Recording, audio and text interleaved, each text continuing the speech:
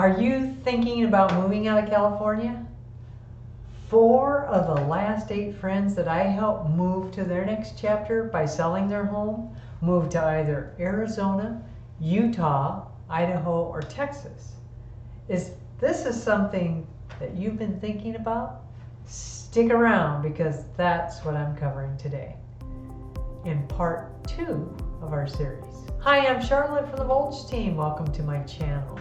Every week I cover tips, insights, and updates to help you gain clarity. And I am a real estate broker, certified probate specialist, and trust advisor covering the many cities of the Inland Empire, including Redlands, Loma Linda, Fontana, San Bernardino, Rancho Cucamonga, Ontario, and the High Desert.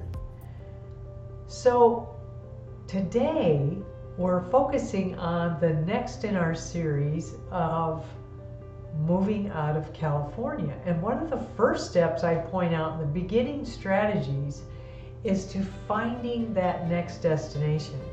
And it's comparing states side by side. Now, like I mentioned in the last video, when I compared Arizona to California, and I'll post that link here, it's no secret that some cities are just much more expensive than others. And the most important factor that comes into play when considering a move is the cost of living in the new town or city.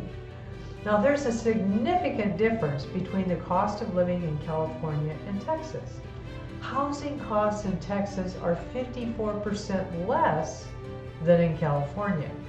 And a family with children may save over 60%. However, it's important to compare all the other typical expenses for both states to see how much less it is maybe for you to be in Texas.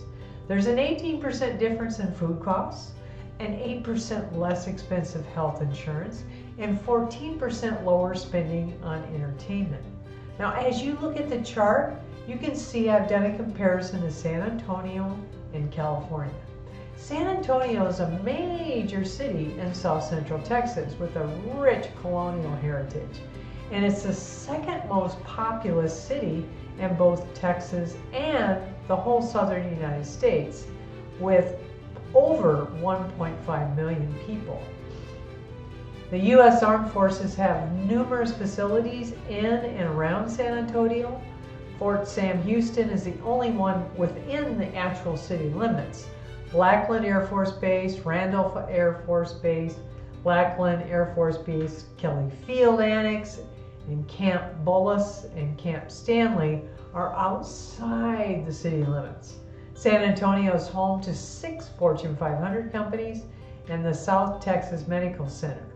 It's the only medical research and care provider in South Texas region. The taxes are ridiculously low in Texas compared to California. Texas is one of the few states in the U.S. that boasts that it has no income tax, which is great. But what does this mean for you in terms of savings? Well, according to Times Magazine, Texas collects about $3,500 per resident, where California collects $4,900. So when you compare it to California, residents of Texas save as much as half of what they would normally pay in taxes. That's nothing to scoff at.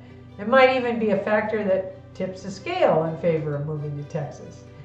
In addition, Texas also houses 3 of the largest cities in the United States: Houston, San Antonio, and Dallas, all of which are so rich with history, culture, and entertainment. San Antonio is about 75 miles to the southwest of its neighboring city, Austin. Austin is smaller and it's quickly becoming a favorite for young professionals and for retirees across the whole nation. It's really growing fast. Now, before I share more details about Texas, remember to subscribe and ring the bell below so that you're notified of the next video in this series.